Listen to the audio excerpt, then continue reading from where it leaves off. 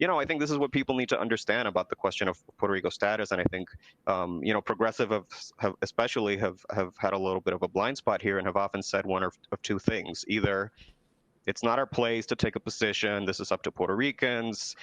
They should decide, and whatever they want, we'll do.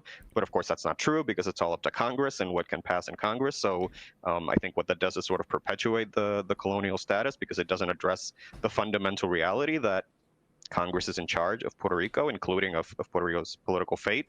Or they'll sort of, do this push for statehood, which again does not address the reality that, to my mind, and I think to most people who think about it for a couple of minutes, like there's no way to get to 60 votes in the Senate for Puerto Rico statehood. But also on a political, ideological level, especially for progressives and folks on the left. And it's really fitting, I think, to be having this conversation after a conversation about Ukraine. When it comes to something like Ukraine, I think we understand very well the need to preserve national sovereignty, right? And I think we understand that it would be an injustice if Russia just finished invading Ukraine and then, added it to the Russian Federation and gave it all of its voting rights and all of its representation.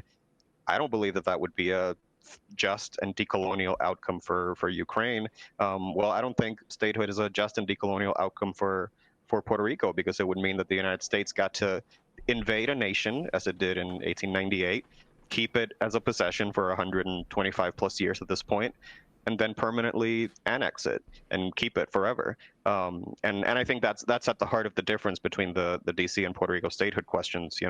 DC is an American city of Americans who, by a constitutional quirk, really, don't have full political rights and representation. Puerto Rico is a nation, a Latin American and Caribbean nation that was invaded and occupied by the United States, has been kept as a possession, as a colony. And I think if you invade a place, the right thing to do is free it